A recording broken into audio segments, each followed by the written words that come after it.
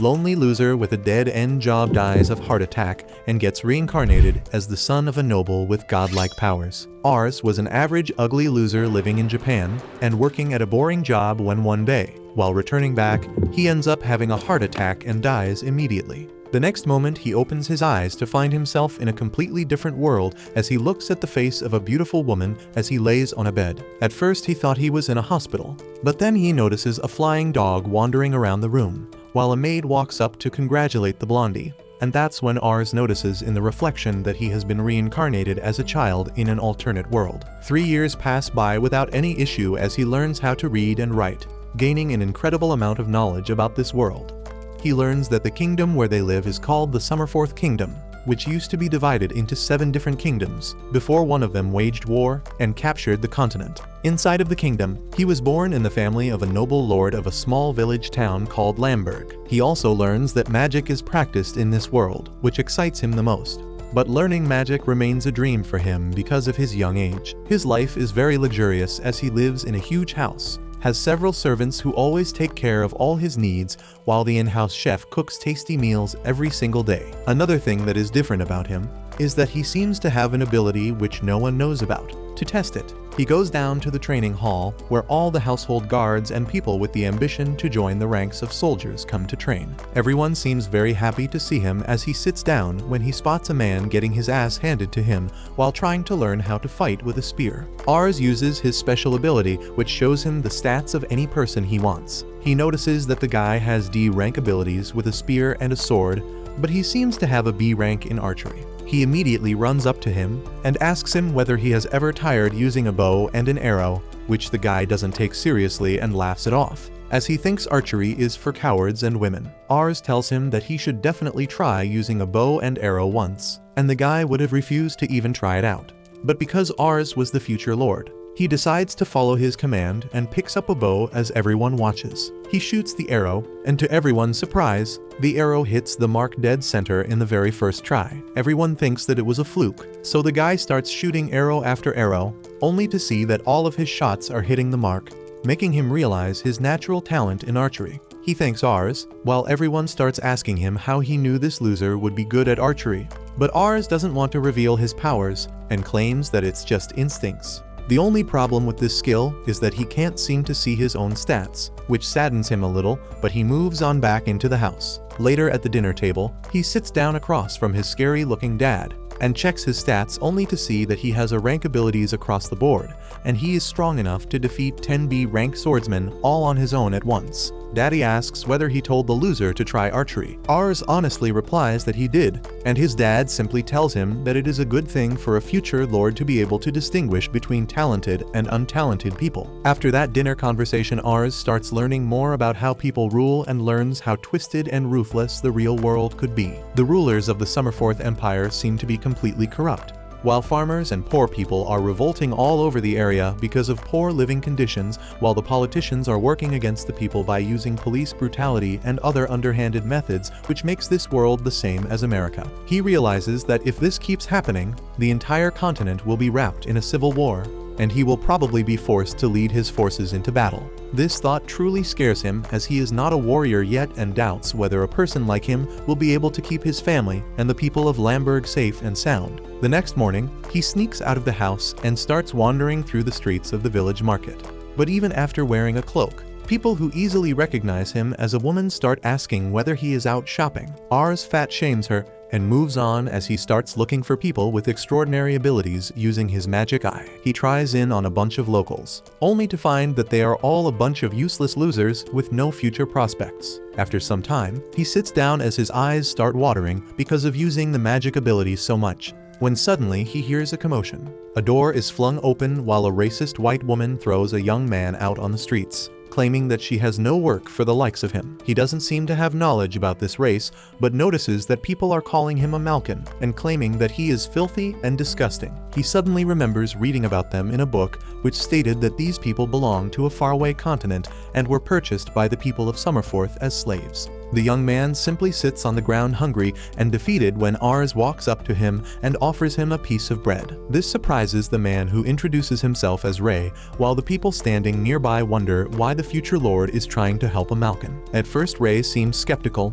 but slowly takes the bread and starts hungrily eating it, while Ars uses his magic eye to check his stats.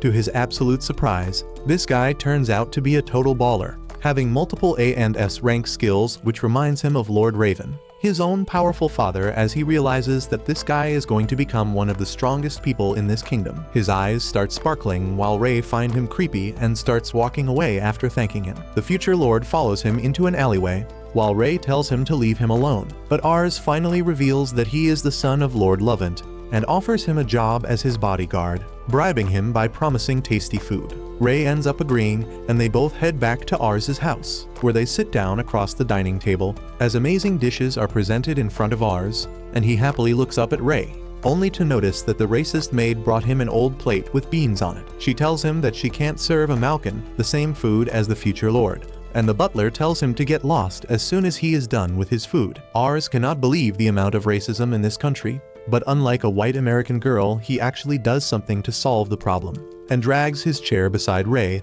and also offers him to eat together. The maid and the butler try to intervene, but Ars tells them to shut their mouth as Ray is his guest. The maid immediately serves them more good food, which Ray is more than happy to eat. After that, he reveals that he used to work in a band of mercenaries who raised him since he was a small boy. But in a recent battle, all of them died, leaving him alone in this cold, ruthless world. Ars feels really bad for him and takes Ray into his father's chamber, telling him that he wants to hire this guy as his bodyguard. His racist father takes one look at Ray and denies permission, claiming that Malkins are good for nothing and have no real abilities. Ars stands up to his father and tells him that his instincts are saying that Ray has God-given talents that can't be matched by any average person in the entire continent, so his father agrees to give him a chance. He claims Ray will have to pass a test, which will be to defeat him in combat. Ars gets scared as his father is a total monster and one of the best swordsmen in the entire continent. He tries to say that it won't be a fair match, but his father disregards him and starts walking towards the training ground. He calls for a pair of wooden swords, while the guards and other people in the ground start calling Ray the M-word. Raven tells them the rule, which are that if Ray is able to land a single hit on him within the given time frame, he will be hired as a guard, but if he can't, then he will leave the village immediately. The timer is set, and the battle starts as Raven rushes ahead with a powerful slash, which Ray dodges, but realizes that even with a wooden sword, that attack might have killed him. Raven then attacks once more, which is blocked by Ray, who still can't believe how strong and fast this lord is. Big Daddy keeps going on the attack, while Ray simply blocks and parries, which scares Ars, but he notices that everyone else seems to be surprised, as no one else has ever been able to withstand even a single attack from the Lord. Raven goes all out with his attacks, and manages to hit Ray on the shoulder, forcing him on the ground. But to everyone's surprise, he gets back up again and decides to go all out. As his expressions turn serious, he rushes towards Raven, who tries to counterattack, but Ray dodges and slides beneath him, only to attack from behind, using the sun rays to his advantage, which blinds the Lord. Even after that, Raven manages to block the attack, but this is the first time anyone has ever tried to land an attack on the Lord. Just when Ray was getting in the groove, Raven tells him that the time is over, but decides to give Ray the win because no one ever came this close to actually landing a hit on him. Ars is overjoyed and congratulates Ray, while his father commends Ars for being able to find another talented individual, claiming that he really seems to have a God-given ability, while the rest of the guards and soldiers surround Ray, asking him for tips and begging him to train with them. Later that day, Ray wears a dress to symbolize his acceptance in the household, and drops to his knees before pledging his allegiance to Ars. Several months have passed by since Ray joined Ars and started working at their house, and even though at first the other workers were a bit racist against him because of his skin color, slowly but surely all of them came to like him. He spars and teaches the soldiers how to hone their skills better, and ever since he started getting lessons from Ars' tutor, his intelligence skyrocketed to the point where he is currently the most intelligent person in their household. Ray also ended up wooing the maids who once hated him, but now like him for his polite demeanor and handsome face. From the past couple of days, Ray and Ars have started having study sessions together where they read up about the history of this continent, alongside the current political situation in each domain. They read up about how the summer Fourth Kingdom used to be a force to be reckoned with and was the strongest kingdom by far. But according to Ray, the kingdom is in a state of serious decline as the old king ended up dying while his son, the new king, is only 8 years old. According to him, all the power right now is in the hands of the politicians surrounding the young king, who are trying to use him to gain as much power as possible. Because of all this, the government is unable to rule properly, which is leading to several revolts all over the country. And because of that, the lords and dukes of these regions have started ignoring the kingdom and are maintaining their own personal army to deal with these conflicts. Ars realizes that their county has seen no revolts up till now, but the fact that his father is training every single day while making preparations to get more soldiers must mean that conflicts can arise in the near future. He decides to find more talented people like Ray who can help them in the case of a war, even though he never wants it to happen. Ars asks Ray where does he think the war will first erupt if it were to happen, and without a doubt Ray replies that it would be the county near them whose lord is really old and fragile. According to him, the lord can die any day now, and the war will likely begin on the matters of succession. Ray explains that the lord has 2 sons, and technically the older one should inherit the position, but everyone knows that the younger son is more capable and will make a better leader. If the conflict of succession isn't resolved before the lord dies, both the brothers will fight against each other, and the entire kingdom will have to choose sides. Ars asks which side will his father choose, and Ray replies that they will probably choose the big brother because according to the laws, he is the rightful heir. Ars thinks about how his father is still alive and can deal with all these problems, but worried about what might happen if something went wrong and his father got hurt. Ray tells him that they should be on the lookout for excellent talent which can strengthen their position and increase the safety. Ars wholeheartedly agrees with this, and both of them get ready to enter the nearby town to scout some talent. While moving through the front yard, Raven stops them and tells them to be on the lookout for a good mage, as a good wizard can be the key to winning a lost battle. Ars knows that his father doesn't have any magical talent, and once he handed Ars a magical gem to bring out his latent powers, but he turns out to have no aptitude for magic, and his father never asked him to try again. They leave their small county and wander off to the nearby town, which is much bigger than their small village town, and the people here seem to be more wealthy than those in his hometown. He tells Ray about how he wants his county to be like this one day, and Ray simply smiles while Ars starts searching for talent amongst the local population. Sadly, he can't find anyone with even above average skills, and sits down for a while after getting tired. Ray tells him not to worry as this town has 50,000 people, which is 10 times more than their village town, so they will definitely find someone. While walking through the wide streets, Ars suddenly notices a small dingy alley where a bunch of poor people are sleeping in the open. He is surprised by this, as he wasn't expecting this huge city with so many rich people to have such poverty. Ray gives him a life lesson and tells him that every place that has a lot of rich people will have people living in extreme poverty, which makes Ars reconsider his dreams of making his village town like this city. A little while later, they enter the main market and Ars's eyes start sparkling as he notices so many things being sold. Suddenly, he hears a man claiming to sell dragon eggs imported from a different continent, and Ars is immediately sold on the idea of having a pet dragon whom he can ride whenever he wants. He immediately asks the seller how much they cost, and with a sly smile, the seller replies that he will sell these extremely rare eggs for a price of 1 silver each. Ars immediately tells him that he will buy 3 and starts shuffling through his bag to get the money, when Ray pushes him back and puts a dagger on the seller's throat. He tells the seller that he dared to sell a noble counterfeit items which should be punishable by death, but the seller tells him that he didn't do anything wrong. Ray claims that he can't have these eggs imported officially or legally, as from the past 1 year, the import from other continents have been banned, which means that either he is lying or these items have been smuggled illegally. Moreover, dragon eggs are extremely rare, so how did a lowly idiot like him get so many of them? He then gets ready to eliminate this lying waste of air, when Ars forces him to stop. Ray immediately comes back to his senses and starts apologizing to Ars, accepting any punishment, but Ars tells him not to worry about it. Later, they sit down to have lunch, when Ars decides to get some dessert from a stall. To his surprise, a pickpocket runs into Ars, stealing his pouch of money and runs off with it. Ray immediately grabs Ars and starts running after the thief, who starts weaving in and out of the crowd, but Ray manages to snag the cloak off to reveal a young blue-haired girl. The girl hurries into an alleyway, and when Ray reaches there, he spots the girl being surrounded by some hoodlums, while one of them punches her to the ground. Ars tries to stop them, but the leader gets mad at him and tries to punch, but Ray immediately grabs his arm and punches him in the guts, knocking him out. The other two men rush in for an attack, but Ray makes quick work of them as well, knocking them to the ground and forcing them to run away. Ars looks at the girl through his magic eye that reveals that this young woman possesses S-rank magic skills. He cannot believe his eyes as the stats for magic is incredible, so he immediately asks her to join him and be her vassal. Ray tells him that this girl is a thief, but Ars doesn't care and promises a comfortable life with salary and good food. The girl looks down at Ars and tells him that she would rather die than work under some spoiled noble child like him. According to her, all nobles are evil people who fill their coffers at the behest of poor people. She herself was taken in as a slave for a noble, but she ran away, and that's why these guys were trying to capture her back. Ars tries to reason with her and tells her that she would make an excellent mage, but the girl replies that she has never even tried magic before.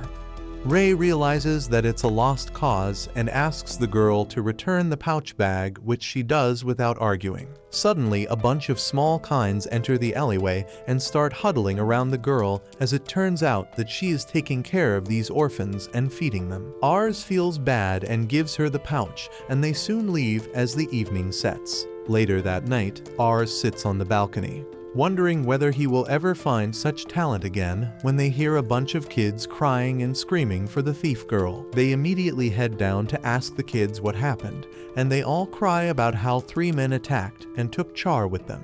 Meanwhile, Char is taken to the other side of the city, where the goons throw her down on the floor in front of the slave trader. They start beating her up, but she takes all the damage without letting down a single drop of tear from her eyes. The slaver tells the goons to be careful with her face, as the perverted noble who wants to buy her wants the face to remain as pretty as possible. The goons promise to be careful, but one of them spots the pouch of money that Ars gave her, so he takes it off, only to find out that it's loaded with money. Suddenly, Char gets up and snatches the pouch back from the hooligan and tries to make a run for it.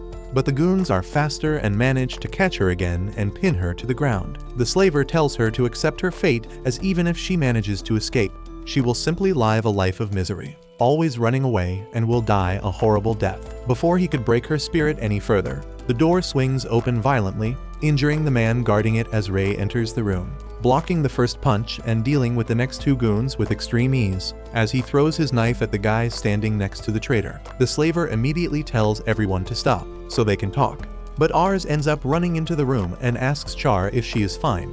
The girl seems to be surprised to see him here, while the slaver realizes that this little kid seems to be a noble because of the way he is dressed and the way he talks. The slaver calmly asks what he could do for him, and Ars replies that he wants him to free the girl at once. The slaver replies that he can't do that because he is not doing anything illegal, as it's perfectly illegal to sell slaves in this county. Ars tells him that he doesn't care about all of that, when Char ends up telling him to run away if he wants to save himself. He turns around to look at her and checks her stats once again and finds out that her ambition is 1, which means that she has totally lost hope for any future. He starts blabbering about how every person deserves to have a hope and a future that they can look up to, which the slaver finds very amusing and starts laughing, as the only futures a slave can hope for is serving a good master respectfully. Ars gets mad and tells him to stop laughing, as adults are supposed to make sure the children stay safe, and claims that it's up to her to decide what she wants to do in the future, and not scummy slavers like him. Char is deeply touched by this speech, as she thinks about how she can't remember the last time that she ever cried. Ever since she was young, she had to deal with life alone as she wandered around the streets, staying in dark alleyways during the rainstorms and even winters, while she looked at people who had life much easier. She was forced to steal to make ends meet, and even then she couldn't sustain herself or anyone else, no matter how hard she tried. Watching someone stand up for her made her emotional, as tears starts flowing down her cheeks. The slaver has had enough though, and claims that he was talking very respectfully because the kid was a noble. But now he is interrupting business for no good reason, and he is a little too early to be this woke. A bunch of goons come down the stairs and gather around them as he threatens to hurt them. But Ars simply looks at Ray, who tells him not to worry as everything is under control. One of the goons tells Ars to shoot up as he hates yappy kids, but Ray grabs him by the throat and lifts him up in the air before slamming him to the ground. telling everyone that they have made a huge mistake by trash-talking Lord Ars, and now they are going to pay the price for this crime, which is death. He takes out his dagger, while a hooligan breaks a bottle and tells everyone to surround Ray as he is alone. This doesn't work, however, as Ray dodges each and every blow with elegance and precision, while he slashes a couple of them in the abdomen and throws his knife at another one. Before he could continue, one of the goons grab him from behind with a knife, but Ray simply slams him to the ground, scaring the slaver, who calls for the mages. The two mages immediately chant their basic fire spells and shoot it at Ray, who easily slashes through their magic and beats the crap out of them as well. The slaver is terrified at this point, so he finally calls for the trump card, as a giant of a man erupts from upstairs, guzzling down some ale as he walks down. He asks what the ruckus is about, and the slaver explains to him what's happening, which angers the man as he gets ready to kick these people out. Char tells Ars that this guy is a giant problem and that he should run away, but Ars checks his stats and tells Char that it should be an easy match. And just as he said, Ray easily dodges the first attack by hanging from the chandelier and then jumps down to kick him in the face.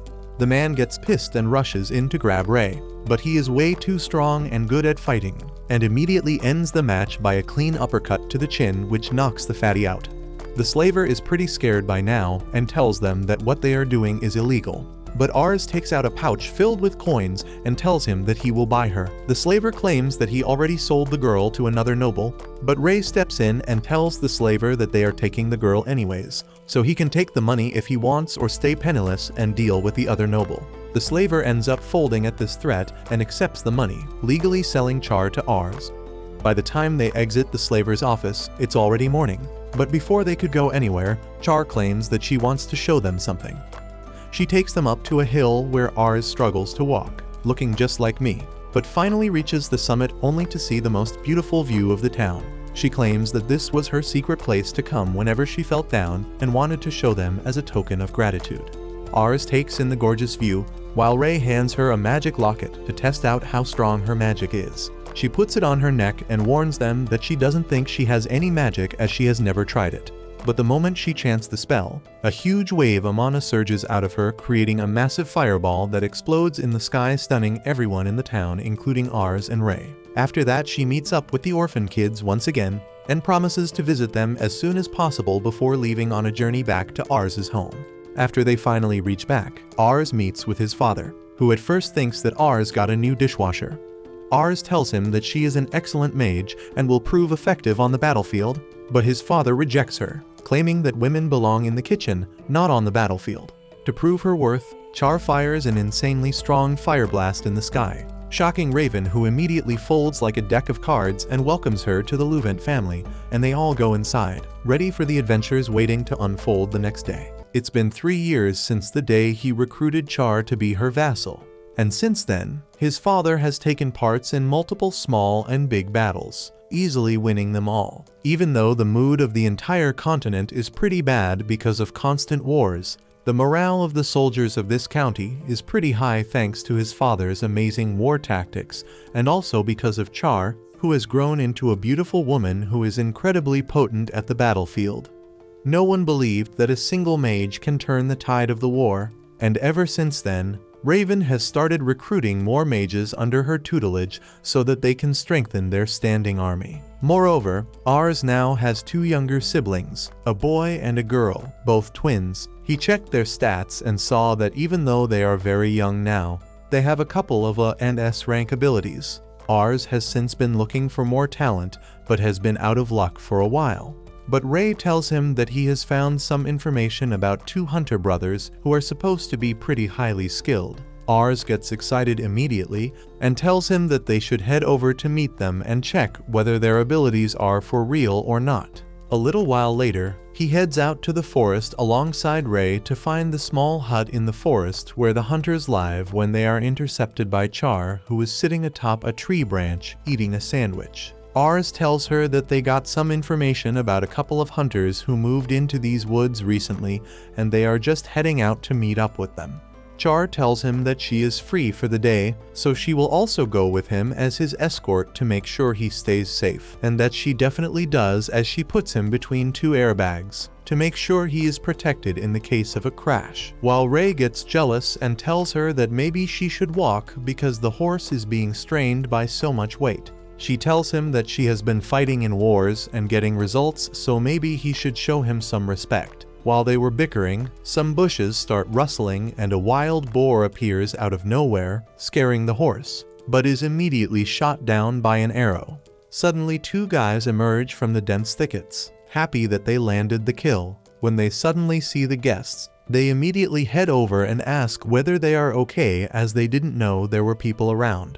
Ars tells them that they are fine and asks whether they are the Hunter brothers who recently moved here. The brothers reply that they did move here recently, so Ars quickly checks their stats only to realize that they have pretty decent stats. These stats are well above average, but nothing crazy. The brothers take him back to their place where the father treats them with a whole load of fresh meat from the hunt on the table, while apologizing if it wasn't enough, as he had no idea that the son of the Lord might visit him. Ars smiles at him happily, claiming that this is more than enough, while Char can't stop herself and starts enjoying the feast. The father asks Ars what is he here for, and Ars replies that he heard tales of his son being great hunters, so he wanted to check them out for himself. And after analyzing them, he claims that he wants them to join the Lovent County Army, as they can be of huge help there. The father is beyond happy, as he can't even believe that his sons can get the chance to become a high-ranking soldiers. While Ars was asking about the youngest son, Char notices that a small boy tries to steal a piece of bread and quietly runs away. But his father scolds him and tells him to properly introduce himself. Ars doesn't think much of it first, but decides to check his stats regardless. What he sees next completely blows his mind, as the kid has 100+ intellect and is an S-rank tactician. He spills all the drink as he starts coughing, while thinking that this amount of intellect is legendary, and he doubts that anyone in the entire kingdom can beat him in terms of smartness. His father apologizes for the kid and claims that unlike his older brother, Rose is pretty clumsy. But Ars's eyes are starry as he looks at him and claims that he definitely wants to make Rose his vassal. This shocks the old man as well as his sons, who can't believe it. The father tells Ars to reconsider, as Rose will just be a nuisance, but Ars walks up to the child and excitedly asks whether he would like to be his vassal and work for him. The kid looks up with fear as he thinks that these people are going to force him to take arms and fight in battles. He starts crying and immediately refuses, claiming that he will end up dying easily. His father scolds him for talking this way to a noble, but Rose simply runs away and hides inside his room. Ars is sad because he keeps getting rejected all the time, but the father apologizes to Ars, claiming that Rose is no good, as ever since his mother died, Rose has kept himself shut off inside the room alone, and unlike his brothers, he never practices archery or wood splitting, making him a bad hunter. Ars tells the dad that physical strength is not everything, and that unlike his brothers, he has an incredible amount of intelligence, which will make him an excellent tactician. Ars doesn't want to back off, and tells the old man that he will try to convince him once more. He enters the room where he spots the young boy reading a book. But as soon as he sees Ars, he starts crying again. Ars tries to calm him down, claiming that he will never harm him, and asks whether he likes to read books. The kid replies that his mom used to read him books, but this is the only one they have, so he keeps reading it whenever he remembers her. Ars decides to sweeten the deal a little bit and promises that he has a giant library in his house where he can find every single book imaginable. This entices the young boy, but he asks whether he will let him take one book, and Ars agrees. Later that day, they arrive back to the mansion alongside the 3 brothers, but Rose immediately starts crying when a good boy tries to play with him. Ars asks Char to give the older brothers a tour of the place. While he takes Rose back to his library, the boy is immediately entranced by the sheer number of books inside the place and start picking them out, while Ars claims that he needs to study as well and will meet up later. A couple of hours pass by and Ars suddenly wakes up only to realize he slept while studying. He immediately runs down, scared that Rose might have ran away, but the moment he enters the library, he notices that Rose is also sleeping, surrounded by a ton of books. Ray tells Ars that this boy is incredible, as he learns new words immediately and has a very deep thinking process. Ars checks his stats only to see that it has already increased a bunch, which is crazy. Finally, the brothers arrive and start making fun of Rose for being surrounded by books, as he can't even read. This surprises Ars, who asks what are they talking about, and the hunters reply that apart from their mother, no one knew how to read as they are hunters, and Rose only heard stories from his mother when she was alive, but she never taught him anything. Rose finally wakes up and Ars asks how did he learn how to read. Rose replies that he learned how to read by simply listening to what his mother was saying and matching it with the shapes on the book. This really shocked the brothers, who tell him that he was only 2 years old when that happened. So how can he remember? But Rose drops a bombshell by saying that he basically remembers every single thing from the day he was born. The next day, Ars decides to boost Rose's confidence and tells him that archery is not the only way to hunt, and that he can also learn how to make traps. Rose replies that he has already thought about it, but never had the confidence, so Ars tells him to try it out. A while later, the old man arrives in the jungle, only to see a huge trap in the middle, while the older brothers excitedly tell him that Rose made this trap all by himself, which already has a bunch of boars stuck in it. Rose explains that he realized that the male boars are angered by the color yellow, so he painted the hanging door with that color, which made the boar hit it, and he gets trapped inside. Moreover, he hung a special herb around the boundary to make sure the females and the babies stay away, as they don't like the smell of that plant. This will ensure that they don't overhunt the babies, which can reduce their population and cause extinction. He excitedly looks at his dad for approval, but doesn't get any, which saddens him even more. That night, he sits down in his room alone, blaming himself for his mother's death because after giving birth to him she got ill. He cries in the room alone when he overhears his brothers and his father climbing atop the roof to have a drink. The brothers ask why his father was so strict with Rose, and the dad starts crying, claiming that it's all his fault for always being strict with him, just because he was bad at hunting. He claims that he is being cold to him right now because he wants Rose to hate him, so that he feels like he doesn't need his dad, and leaves for Lord Ars's place, where his abilities will be rewarded greatly, and he will live a happy life. Rose hears all this and cries, realizing that his dad loves him. The next morning, Ars comes to pick the older brothers up, thinking that Rose would never agree to come. But to his surprise, the little boy rushes outside with a huge bag. He tells his dad that he can never hate him and promises that he will become a great man. And then he will come back to his dad and they will always live together. His dad starts crying, and finally all the brothers take oaths of loyalty to the young lord, as they become his vassals waiting for the adventures ahead. 3 more years pass, and when Ars turns 9, his father falls ill. Ars requests him to let him lead their army into the war instead of him, but his father refuses. 1 year ago, the Duke of Mission passed away from old age and named his younger son as his successor. However, the older brother refused to accept the will, and blamed that his brother had manipulated it to become the new duke. Since the older brother had recently shown some great feats in the war, many nobles supported him in the War of Succession. This resulted in Mission being split into 2 because of a civil war, and the neighboring Duchy of Sates took this chance to invade them, making things even more tense. Ars believes that he must go to war, but his father tells him that there are more important things he needs to do since his fiancée is coming here. Ars freaks out on hearing about a fiancée, and his dad remarks that he must have forgotten to tell him that he was engaged before even being born. He hands his son a letter from his fiancée, and Ars immediately runs to his friends to alert them about the emergency. He is flustered because he never knew he had a fiancée, and now she is coming to visit him. A maid immediately tells him that his fiancée is already at the gate, and Ars nervously goes there to receive her. In his past life, he didn't even have a girlfriend, so he is nervous about how to treat his fiancée. The girl introduces herself as Lisha, and Ars is smitten by her cuteness before realizing that her diplomacy stat is 100 and her ambition is 80. He is taken aback and thinks that Lisha is a dangerous person who might try to take over his family while pretending to be a sweet girl. However, as she smiles at him, he suddenly forgets about stopping her from taking over his family and starts simping for her instead.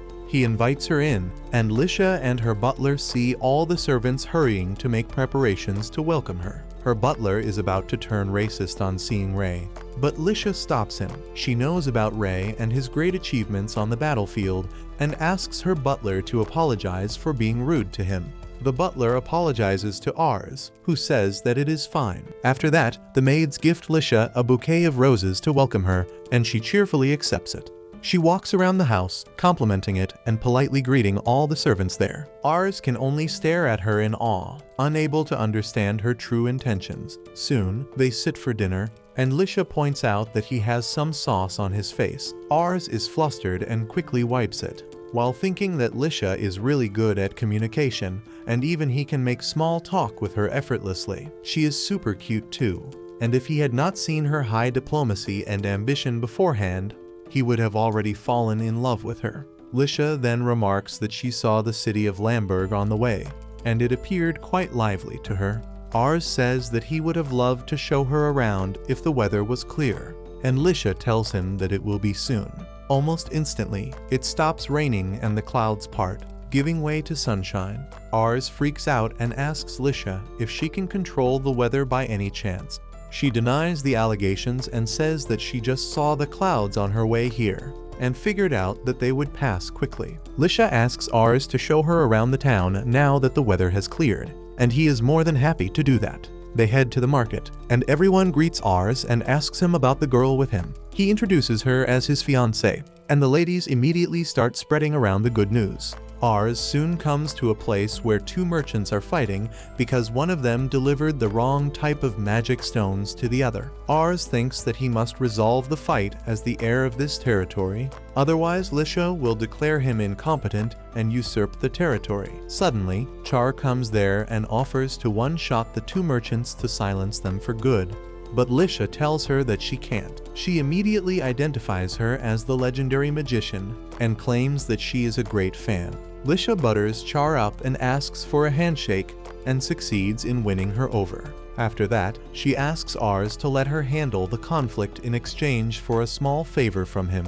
before he can even make up his mind about her request. Lisha is already in front of the two merchants and asks them to stop fighting lest they ruin their handsome faces. She introduces herself as Ars's fiancée, and the men stop fighting and congratulate her. Lisha then tells the magic stone merchant to sell his sound magic stones to her because they don't have them in her territory. She also offers the second merchant to buy the fire magic stones he needs at a low price from her territory because they have a volcano there. She says that it is the perfect solution for them, and gives Ars all the credit for coming up with this idea. The merchants believe her and thank Ars. Woe takes this chance and asks them to always keep written documents about the deals they make. After everyone disperses, Ars thanks Lisha, and they resume their tour. They are returning back home in the evening, when Lisha wants to cash in her favor from before. Ars nervously waits for her favor, but Lisha just wants to know what kind of girls he likes. He is stunned because he really doesn't understand what her true intentions are. He knows that her intelligence is far superior to his, but he is ready to take his chances. He tells Lisha that he likes people who are honest and truthfully express their intentions. She simply smiles and says that she will take it as a reference. That night, they have a nice dinner, and then Ars goes to sleep, still wondering what his fiancée's true intentions are. As he lifts his bedsheet, he is shocked to find Lisha hiding there, but she asks him to be quiet. Ars says that she is in the wrong room, but Lisha tells him that she came here on purpose to surprise him. She refers to their conversation where he told her that he likes honest people, and she wants to talk honestly to him now. Ars pours them tea to start the conversation, and Lisha asks him what he thinks of her. He spits out his tea because of the sudden question, and asks her what she means. Lisha reveals that she has a skill that can allow her to see a person's emotions even when they are hiding it. When she met Ars for the first time, the emotion she read on his face was doubt. Lisha claims that she tried to be friendly to him to lessen his doubt, but it only grew, and he even asked her to be honest with her. She asks Ars what exactly is he suspicious about, and he realizes that all this trouble started because he had a look at her status. He decides to be honest with her, and reveals that he can see the various attributes of other people. He saw her high diplomacy and ambition, which led him to wonder if the nice behavior she is showing was just an act. Lisha understands everything now and admits that she indeed has high ambitions. Ars asks her what kind of ambitions, and she blushes as she says that it is every woman's ambition to find an outstanding man who will fall in love with her at the first sight. Ars turns red too, and the atmosphere becomes awkwardly tense between them. He realizes that it is true that as a daughter of a noble, Lisha will need an outstanding husband to thrive, and he wonders what she thinks about someone like him, who is the heir of a small territory. She laughs and remarks that she was able to read his thoughts accurately just now. She says that this territory is indeed small, and had Ars turned out to be a lousy person, she would have done anything to get out of her engagement with him. That comes as a shock to Ars, but then Lisha tells him that now she really wants to marry him. She states that their family is weak right now, but she can see the talent in Ars to make it big and powerful. She could see that he is loved by his people, and everyone was genuinely happy when they learnt that he had a fiancée. Lisha claims that it was enough proof that he is an amazing man, so she has fallen in love with him. Ars turns red on hearing that, and then she wishes him good night as she returns to her room. He freaks out once he is left alone, and realizes that Lisha's ambition was really cute. Outside his door, Lisha is also still flustered about the bold actions she took by sneaking into a boy's room and confessing her feelings, but she also feels really happy about it. The next day, she returns back to her territory, thinking about how the world of nobles is a foul place full of greed and lies. The nobles will use any method to pull others down and rise up. Lisha has always been troubled by her ability to read other people's emotions, because their emotions were always nasty. She thought her ability was a curse until the day she saw a woman happily married to a strong and prosperous man. That day, she realized that if she also gets to marry a man of outstanding power and reputation, she can get out of this world full of negativity. So she honed the art of lying to please people by reading their emotions, while looking for a strong family to marry into. Lisha had no intentions to marry Ars because of his weak family, and the initial impression he gave her was not good either. He grew more and more suspicious of her no matter what she did, but then he did something that won her heart. While they were traveling through the market, Ars apologized to her for the roads being too rough for her tender feet, and brought her some ointment in case her shoes were hurting her. That was the moment Lisha realized that Ars was an incredibly kind person, and coupled by the respect he commanded from his people, she immediately thought of him as her ideal man. She fell in love with him at that moment. Now, Lisha thinks that Ars is capable and strong, but he is also kind, and she cannot let that become his weakness. As someone who will one day be the closest person to him, she swears that she will destroy all obstacles that come in the way of their happy future. After their first meeting, Ars and Lisha begin to exchange letters frequently. Ars felt a little anxious because he had never chatted to a girl in his past life like this. However, he can manage to flirt a little with her in the letters. Lisha visits him again, and he gifts her some flower seeds because she liked the flowers. She thanks him, and then reminds him that he has not given her an answer to her confession yet. Ars is flustered, but she tells him that he can take his time because she will work hard to make him fall for her. They keep talking through letters, and a brief period of time comes as the War of Succession stops. Ars's father also starts getting better. More than that, he wants to tell her that he has fallen in love with her too. Some time passes and Lord Raven's health starts getting worse and worse, as the doctor comes out of his room and tells young Ars that maybe it's time that he starts preparing his mind for the worst to come. Ars feels really anxious about this whole situation. Meanwhile, the current ruler of Mission ends up getting assassinated by a soldier who stabs him in the back like the Mad King and then tries to run away. Unfortunately, the assassin ends up getting cornered, so he ends up jumping out the window and takes his own life. The next night, this news reaches Lord Raven, who reads the letter in front of his loyal council, and then asks Rose about his opinions on this matter. Rose explains that now that there is no one sitting at the helm, according to him, a deadly war between the two sons of the late Lord is inevitable, and they should start preparing their forces as well. Raven thinks about the situation and claims that now the county chief in which Mission comes will have to choose and support one of the sons in this matter of succession. and most probably the county chief Lumi will choose the older son over the younger one. This means that no matter what happens, they will also have to support the older son as well. But the moment Raven tries to get up, he falls back down on the bed unconscious. A couple nights later, the summon letter finally comes to the Levant family ordering the Lord to present himself for the council. Ars reads the letter and tells Ray that his father is in no fit state to visit the county himself, and Ray agrees as he tells Ars not to worry. He tells him that he will leave the next day alongside Char to meet with the county chief, but Ars tells him that he will accompany them as well in his father's stead. The next morning, they reach the county of Canar, which takes Ars by surprise as he never thought a place this big can be held by a single lord. They walk up to the castle gates where they are stopped by the guard. Ars hands him the letter sent by Lord Lumi, claiming that he is here to represent the Levant family. The guard seems a bit skeptical, but he immediately ends up recognizing Char as the Fire Princess and Ray as the Grim Reaper of the Levant family. The guard immediately accepts them inside the castle and starts leading them to the meeting hall, but they end up meeting with one of Lord Lumi's vassals called Ren. He seems to be a well-rounded guy with above-average stats in all categories. He greets them warmly and claims that he never expected to see the little lord instead of his father, before he turns towards Ray and Char, asking them whether they would want to join Lord Lumi as his vassals. This scares Ars a bit, but his vassals are loyal, and they decline the offer. Soon Ars enters the meeting hall and immediately starts feeling like a fish out of water because of the intense atmosphere, so he simply takes a seat at the table. One of the old guys remembers Ars from when he was a child and offers him some cookies while the fatty looks at him with disdain.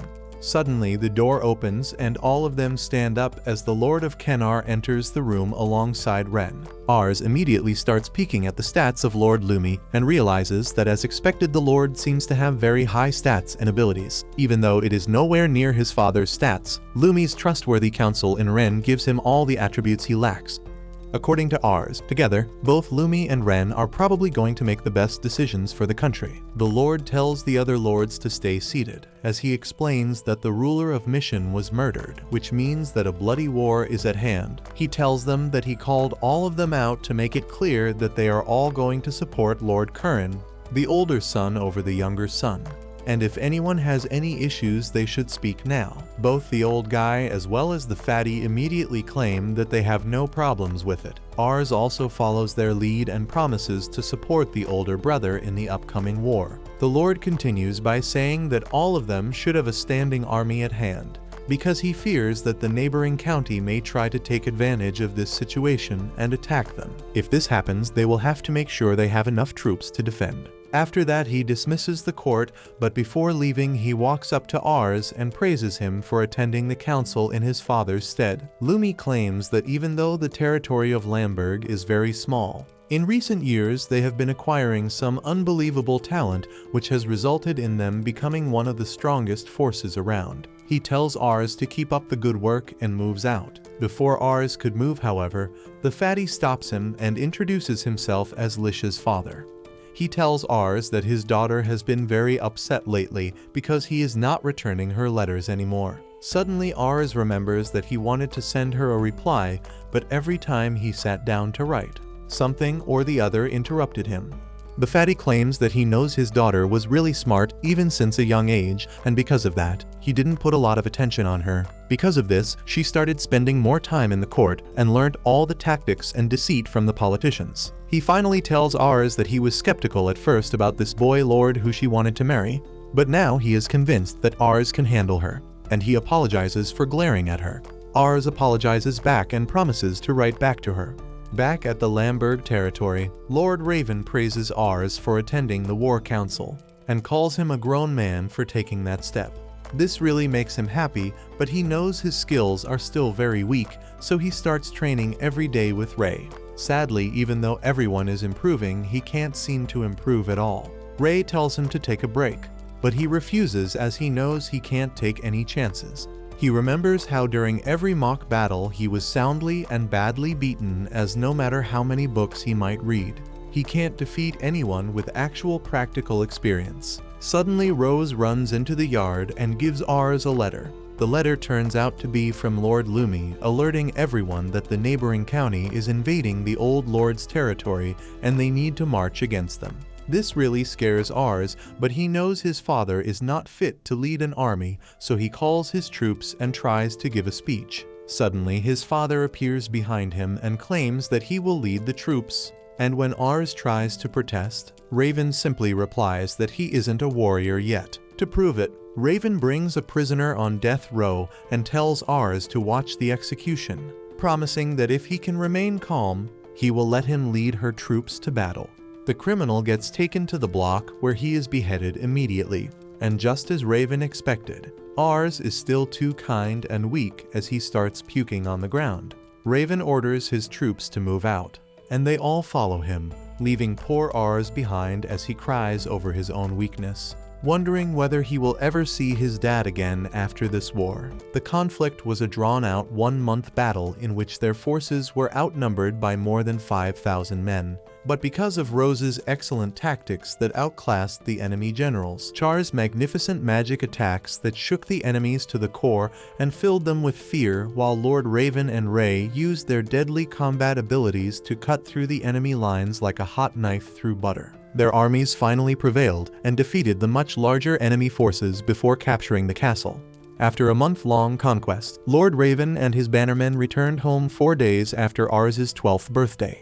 His wife and the 2 younger kids stayed by their father's side as his condition worsened, scared that they would lose their father. By the time night fell, Ars came back bruised and battered towards his father's chamber and asked Ray about the condition of his father. Ray explained what's up with his dad and how bad his conditions are before asking whether someone hurt Ars. He simply replied that he got the injuries while training and that it's not a big deal. He feels sad because his father was forced to lead the conquest, even after being so sick, just because Ars was not ready to do so. Ray assures him it's not his fault because he is still very young, but it doesn't matter to Ars, who thanks him for kind words before turning back. Char tells Ray that she heard he has been training ever since they left on the conquest, and his behavior has changed. He has stopped laughing and has forgotten everything as he trains day and night against people stronger than him in hopes of becoming better. Suddenly, their thoughts are broken by knock at the door, which Ray gets concerned about because it's so late, who it is only to find Lisha alongside her butler waiting in the front door. She seems very concerned and apologizes for coming in so late, but Lisha straight up asks whether Ars is okay. She claims that ever since the conflict started, his letters have become weird. Earlier, they used to be full of emotions as he talked through the letters, but nowadays his letters seem more or less a formality as there are no emotions in them. Ray apologizes from his behalf and tells Lisha not to think badly of him as he has his own reasons. But Lisha claims that she is not upset, but she is just worried about Ars and asks what's up. Ray decides to tell Lisha about all the things that happened involving the execution and how he blames himself for his father's declining health because he wasn't strong enough to take control of the situation. Lisha feels really bad for Ars and decides to go check out on him, but the moment she reaches the training ground, she hears sounds of a very intense sparring match between 2 people. She opens the door to peek inside and notices Ars fighting against one of the soldiers, but he doesn't seem to be strong enough to overpower him. The soldier asks Ars to let the matter rest for today as his body is not in the shape of fighting anymore. Lisha was also going to call him out and tell him to stop. But suddenly Ars gets up on his limping feet and declares that his father was in a worse condition when he was fighting through the war, so it's the least he can do as his son. Hearing this, Lisha changes her mind as she realizes how determined Ars is right now. She turns around to tell the others that they should leave him alone for the time being. Suddenly, a maid comes running and tells them that Lord Raven has regained consciousness and wants to talk. Rose cries happy tears and claims that he will inform Ars, but the maid tells them that the Lord has instructed her to only bring the 3 of them first. Ray, Char, and Rose follow the command and enter Raven's chamber, where they find him sitting weakly. He thanks them for dealing with him on the battlefield while he was sick. He then asks them about their lives in his house and whether they like it here. Ray replies that compared to his old life, this place feels like heaven to him. Rose agrees with the sentiment, claiming that he loves it here, while Char replies that this is the only home that she has ever known. He thanks them for being with his family, even though when they first came, Raven wasn't very interested in making them his followers. Ray was a person of color, Rose only 5 years old, and Char was a measly girl, but they all have grown up and proved their usefulness to the Lovent family. He He claims that Ars is not yet strong enough to face the battlefield right now, and thrusting lordship upon him at such a small age will be very cruel. But he doesn't think he has any other options now. Standing on the death's doorsteps makes you realize how many things you have left undone, as he regrets not taking Ars to the battlefield before to show him the cruel reality of this world. He always tried to shelter him from the tough cold world, thinking that he could protect him. But now it's too late, as he doesn't think he will survive a lot longer. He talks to them as a father and not as their lord, as he begs with them to support Ars from now on when he can't, and bows in front of them. Tears start falling down Rose's cheeks as he claims that he will study as hard as possible and make sure to help Ars with every single problem that arises. Char claims that he doesn't know anything about leadership, but she wants to help Ars realize his dream of creating a utopia, as she has full faith in him. Ray speaks up and claims that his life was nothing before he met Ars, as he gave meaning to his life, and promises to fight alongside Ars as his sword and shield till the day he dies. They all thank Lord Raven for entrusting them with this task and take their leave. After that, Lisha is called in as the other three leave, and this is the first time Lisha is meeting with Lord Raven. He apologizes for meeting her in this condition and claims that even though she hasn't met him before, he has met her before. It was years ago, when her mother died. Raven also went in the funeral, where he saw Lisha as a young girl crying in grief like any other person would. But when her younger brother started crying because he was hungry, Lisha immediately wiped her tears away and gave her brother some cookies to eat. It was that day Raven realized how kind she was and decided to offer a betrothal to her father with Ars. He begs her to be with Ars during his time of trouble and help him manage the territory. Lisha starts crying as she tells him how hard Ars is trying to be like his father, which brings a smile to his face as he claims that she seems to be truly in love with him. She leaves the chamber only to find Ray looking solemnly at the moon, and after getting out of eyeshot, he bursts out in uncontrollable tears, seeing the condition that Lord Raven was in. A little while later, Ars was called in, and he came in with a bunch of medicine. As he starts telling his father about all the research he has been doing regarding his condition, and also claims that he might have made some breakthroughs. Raven tells his son to sit down beside him as he starts talking to him like a father and tells him his story. He claims that he was from a poor territory where the Lord was extremely corrupt and taxed the poor farmers heavily. Tired of all this, Raven ended up running away from his home and territory and reached the main town, where he saw the mayor for the first time in his life. The mayor looked magnificent on his horse, and ever since that day Raven decided to make something out of the cards he was dealt and started learning how to swing a sword on his own. Soon enough he became good at it and ended up distinguishing himself in several battles, which slowly resulted in him being promoted to the status of a lord of the territory of Lamberg, and that's where his life truly began. He tells Ars not to blame himself for this situation and claims that he must need to be strong and take care of the people in this territory. Ars starts breaking down but pulls himself together and promises to be a just and good lord when the time comes, and to protect his people and his family from all harm. After that, they ended up talking through the entire night as father and son, and by the time the next morning came, Lord Raven was no longer around to take care of his family. The funeral was held that evening, and almost all of Lamberg came to attend the passing of their just and good lord. He called his siblings near him to comfort them before giving his respect to the funeral with the flowers. Tears come down his eyes, but he mans up and tells his subjects that his father has taught him a good many things, and he talked with him the entire night. He claims that his father entrusted him to take care of the entire territory. He turns towards them and honestly claims that he is not as strong as his father, nor is he as seasoned, but he promises to always take care of them to the best of his abilities and asks for their support during these tough times. This really touches the heart of his people as they shout his name, claiming to follow him to the depths of hell. Char remembers the time she was going all out in battle, and Raven came to check on her and told her to take it easy as she is doing excellent anyways. Rose also remembers his kindness as when he was studying in the night during the winters. Lord Raven came to check up on him and gave him his blanket before telling to get some rest and to not overwork himself, as he is still a kid with loads of room to grow. Ars feels grateful to have so many loving people nearby as he thanks them for their loyalty, while they all bow down on their knees as the reign of a new lord begins, which will bring along its own trials and challenges. A couple weeks pass by and everything seems to be going fine with the region controlled by Lovent family as Ars heads down to his father's grave once again and talks to him about how he is trying to keep up with all of his duties, and even though he is nothing compared to Lord Raven, his friends and retainers have been doing an excellent job of supporting him throughout the reign. Soon, Ray calls him from behind as he stands there alongside Char and Rose and tells Ars that they should head down to the lord of their county for the war council discussion. A little while later he arrives at the county of Canar and is escorted into the war council by the lord there. They all take a moment of silence for Ars's father as they commend him for being an excellent soldier and leader, for staying true to his word and with his army till the day he died. They then tell Ars that this would be a huge load, but they all trust him, and even Ars claims that he will try his very best to not let them down. They all sit down as the discussion begins and Lumi tells them that they have decided to support the cause of the older brother, so they need to see it through. According to his intel, the younger brother has a superior army in terms of sheer number and fighters, but the older brother currently controls a very important port town, which means that they have the economic advantage over the others. He further claims that the overall strength of both the sides seem to be the same, which means that the tide of the war can turn on either sides, which means they need to be more careful. He tells the others that one of the most important factors in this war would be controlling the nearby areas where both the brothers have been occupied and sway them to fight from their side.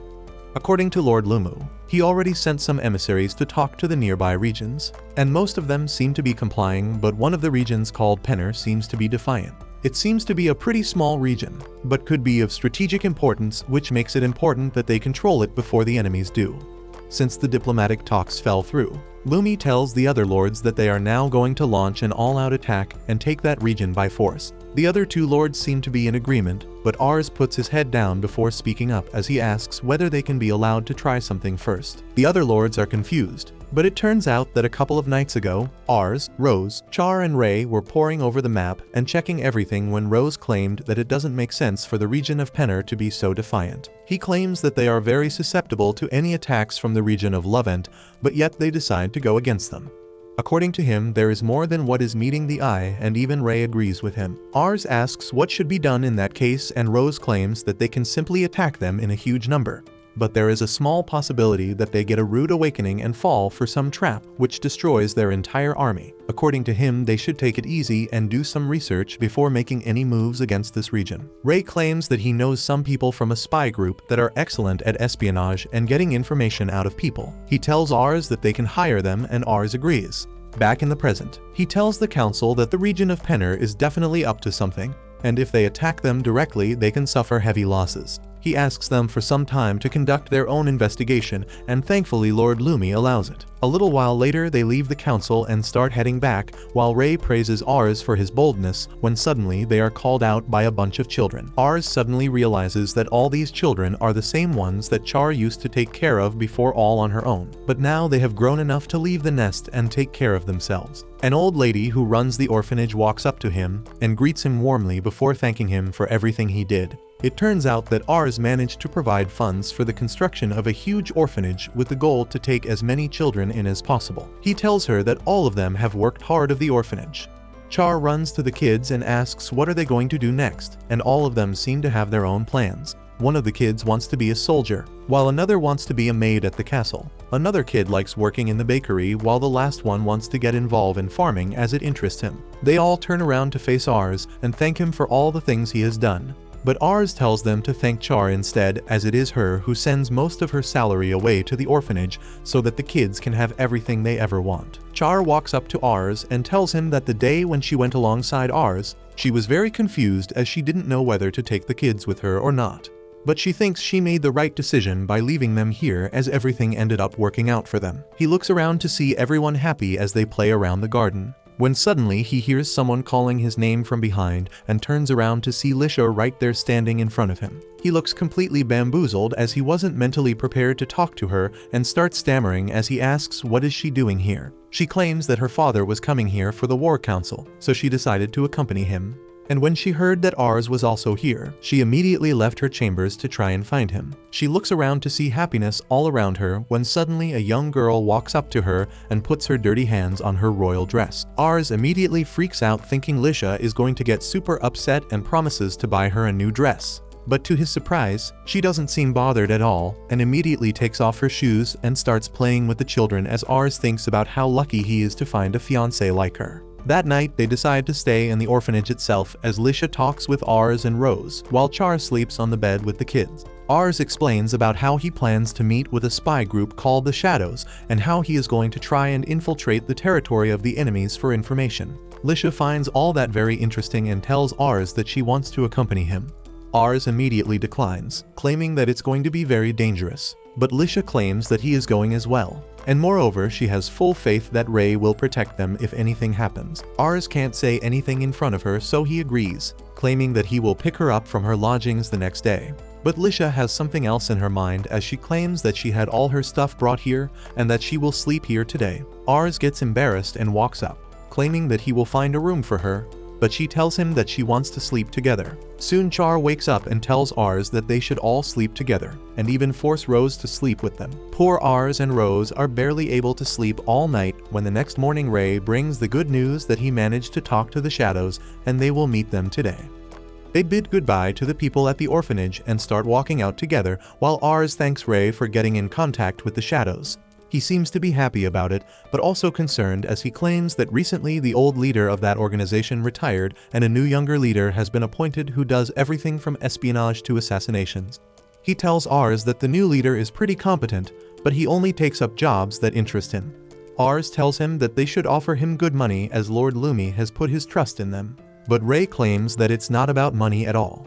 They finally enter a tavern when a burly man tells them to scram as they are full. Ars is confused, but Ray walks ahead and tells him a code word. The man immediately tells them that a table just opened and they all take their seats at the back while Char starts looking at what to order. The gentry in the tavern seems to be full of hooligans and tough men as Ars realizes that such an efficient spy organization must be checking up on them as well. He starts looking around with his magic eye to find anyone who stands out, when Char snaps him back and tells him that the waitress is waiting. He turns around to look at the waitress as he asks for a fruit juice when suddenly he gets shocked and his mouth drops open. He doesn't utter a word though and looks down before excusing himself to the washroom. He washes his face and checks up on Ray to confirm that his magic eye isn't broken, but he can't believe that according to the eye, that waitress is actually a man with incredible stats. Suddenly, the waitress appears behind him and grabs him with a knife before taking him in the storeroom as she points a knife at his throat. She asks how the hell did he know her true identity,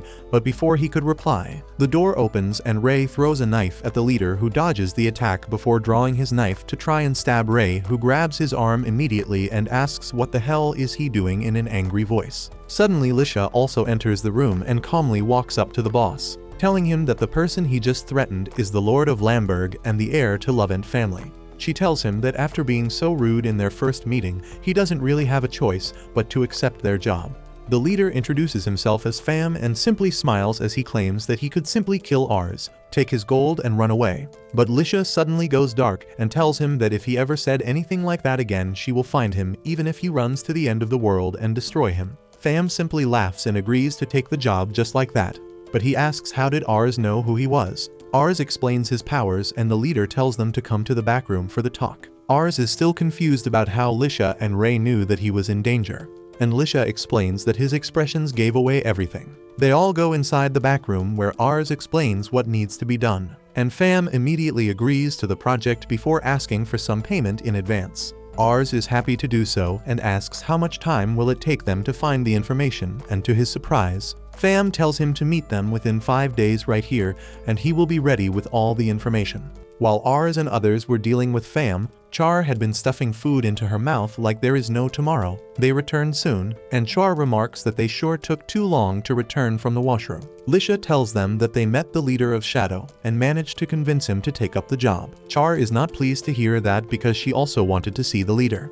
Just then, Fam comes there, acting like a femboy maid, and gives them some complimentary pancakes. Char praises the food, and Fam thanks her before cheerfully walking away. He gives Ars a wink as he leaves, and he thinks that if he had not seen his status, he would be completely fooled by that act. 5 days later, Ars and Ray visit the tavern again to find only Fam there. He reveals that the rest of his team is out doing some investigations. Ars asks him who investigated the thing he asked for, and Fam replies that he did it personally because it seemed interesting. Ars looks at his stats again and notices that while his intelligence is too high, His command stat is mid. Pham then tells Ars that the investigation was successful, and he is glad to hear that.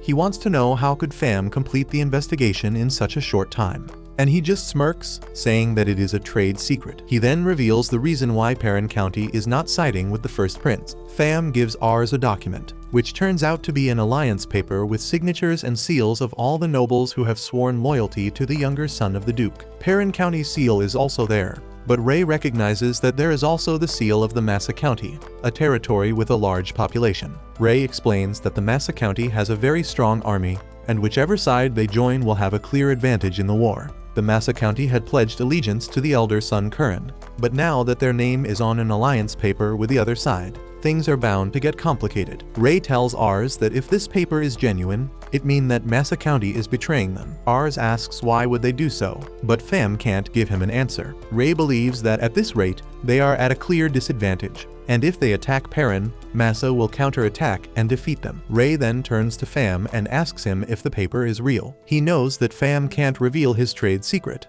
but it is hard to believe that he got his hands on something so important no matter what kind of technique he used. Pham assures him that the paper came directly from the house of the Perrin country chief. As for his ability, he refuses to share it with anyone, no matter how much he trusts them. Ray accepts his words and then apologizes for doubting him. But Pham doesn't mind it since it is a part of his job. Ars is super impressed by how cool Pham acts, and thinks of him as a real-life ninja. He takes out the money to pay him, but Pham says that there is no need to pay him because he was rude to Ars the last time. Ars tries insisting, but Pham is adamant. He tells the boy to consider it as an apology and an investment. Ars accepts his sentiment and thanks him for the job while promising to pay him more for the next mission. With that, he tells Ray that they should report the betrayal of the Massa County to the council immediately. As Lord Lumi receives the alliance paper, he first questions its authenticity. After Ars vouches that it is the real deal, Lord Lumi begins considering the seriousness of the situation. He tells his assistant to immediately send this message to their nearby allies. He then praises Ars, saying that if he had not worked so hard, they would have walked right into the enemy's trap. Ars tries acting modest, but then Lumi's assistant finds that there is something wrong with the alliance paper.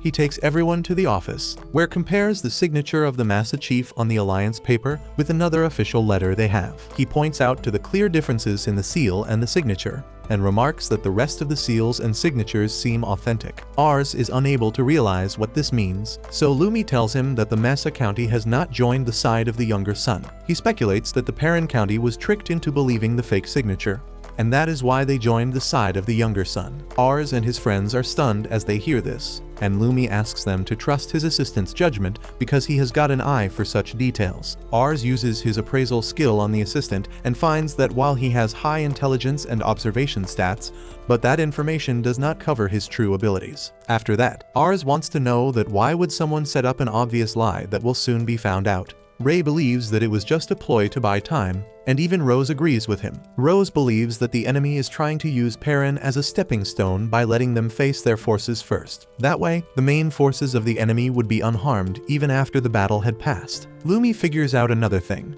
He believes that the enemy forces are after the exploding monastones that are found only in the Perrin County.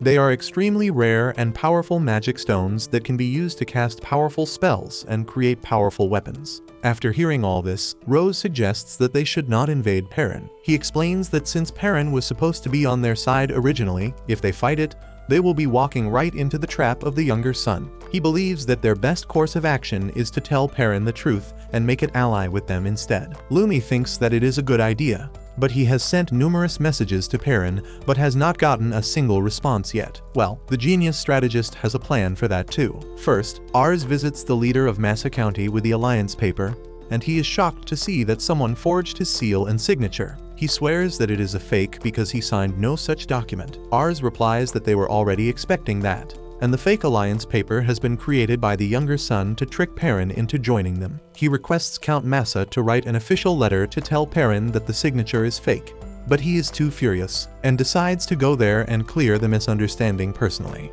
A few days later, Ars visits the chief of Perrin with the alliance paper. The chief decides to inquire about the alliance paper later, and first asks him about the purpose of his visit. Ars says that his territory wants to join Perrin and support the second son after learning about the Massa County allying with them. The chief is excited to hear that, and Ars adds that even Lord Lumi plans to leave the first son's camp and join them. He says that small territories like them should always strive to be on the winning side, and the chief is impressed by his wisdom. He decides to accept Ars as an ally and walks up to him, saying that he will talk with the second son Bassa about letting him join them. He reaches out for a handshake, but Ars says that he wants to confirm if the alliance paper is real before that. The chief tells him that Lord Bassa gave it to him personally, so it has to be genuine. Ars then starts talking about how the Massa County was loyal to Lord Curran, and betraying him so suddenly seems out of character. He adds that even if they think that Lord Bassa has the advantage in the upcoming war, choosing to ally with him will make them surrounded by enemies on all sides. Ars says that believing something without truly examining is a stupid thing, and the chief realizes that he never planned to join his side and wrote the letter only to get here. He commands his soldiers to kill him, but Ray quickly jumps to action and stops the soldiers, giving them a death stare for even thinking about harming his master. Ars tells everyone to stop and assures the chief that they are not here to fight, but to tell him something very important. The Perrin chief doesn't believe him, but then Ars signals to the second guy with him, who takes off his cloak. It turns out that the guy is the leader of Massa County himself, and everyone freaks out on seeing him. Count Massa declares that the alliance paper is fake and he never signed it. He asks the Perrin chief if he still wishes to join Bassa's side after knowing all this. He nervously says that after learning the truth he wants to side with Lord Curran, but he had already betrayed him before. He is worried that Lord Curran won't accept him now. Count Massa believes that his worries are legit. He then tells him that because their territory has a large population, it makes them strong, but it also means that there are more people to protect. He insists that any lord would want that, but it is Lord Perrin's fault that he was fooled and almost led his people to their demise. Count Massa then says that since it was Ars who informed him of this matter, he wants to leave the final decision in his hands. Ars freaks out because he was not ready for this, but after steadying himself, he says that it is only human to make mistakes. He says that he doesn't want to cut off Lord Perrin just because of one mistake. He smiles, adding that he is glad that they were able to resolve this matter without any violence. He tells Lord Perrin that this is his second chance and asks him to join their side. The old man gratefully takes his offer and promises to be useful to them in the war. Everyone is pleased by this solution, and Count Massa decides to head home because there is nothing more for him to do here. He tells Ars to inform Lord Lumi about this too, and he promises to do so. He also thanks Count Massa for coming all the way here with them, and he replies that he doesn't need to be thanked. He credits Ars for this whole peaceful resolution and says that brilliant people like him are the hope of their country. Ars is glad to hear the praise, but Count Massa concludes it by telling him that he needs to work a lot on his acting though. Afterwards, Ars visits his father's grave and tells him all about the incident with the Perrin County. Soon, Ray and Rose come there, remarking that the winds have started to grow cold. Ars also realizes this and says that it seems winter is coming. He then thanks Ray and Rose, saying that thanks to them, this whole matter ended without anyone getting hurt. He then walks to the edge of the cliff overlooking his territory. He says how the lords of Perrin and Massa County are both working hard to keep their people safe. After seeing them, Ars has also started dreaming of becoming a great lord. However, he knows that he cannot do anything without the help of his loyal allies. Ray promises to always be by his side and protect him no matter what kind of enemy he faces. Just then, a maid comes running to tell Ars that a guest has come. Moments later, Lord Lumi is at his location, and he first pays his respects to Raven and apologizes for coming too late. Then, he reveals that Lord Curran wants to meet Ars. Ars freaks out on hearing that because there is too big level gap between them, and he says that he can't possibly meet someone as important as Lord Curran. Lumi replies that he reported the matter with Perrin to Curran, who seemed to be very interested in Ars. That is still too much for him to process, and he says that he will try to prepare himself mentally to see him. To his shock, he doesn't have any time to do that. Lumi tells Ars that they are going to depart right now, and he freaks out yet again. He says that he doesn't even have any gifts prepared and starts backing away, but Ray and Rose tell him to stop hesitating. They say that this is their chance to get ahead, so they must go. Ars decides to accept their advice, even though he is still too nervous. Soon, they ride in the carriage and Rose asks Ray if they are doing the right thing by leaving Char behind. Ray believes that taking everyone along is not feasible, and he plans to buy some nice gifts for her on their way back to make it up to her. They turn around and ask Ars if he is doing well, and he tells them that he is fine while sweating buckets. He still can't believe that a lowly rural lord like him has been summoned by Curran, who will become the duke of the territory soon in the future. Ars asks his friends what exactly is the occasion, and they tell him that it is a big party in which all the major nobles supporting Curran will be present. They claim that it is probably a party to boost everyone's morale before war, but Ars feels his morale drowning as he thinks about being in the midst of various big shots. Soon, they reach the trading city of Sempra, which is their destination. The scale and grandness of the city impresses everyone, and Ars hopes that one day he can make Lamberg as prosperous as this. He soon arrives at the Sempra castle along with Lord Lumi, trying to act confident.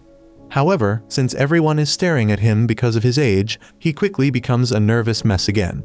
He notices that Lumi is quite popular and respected among other nobles, and many people come to greet him.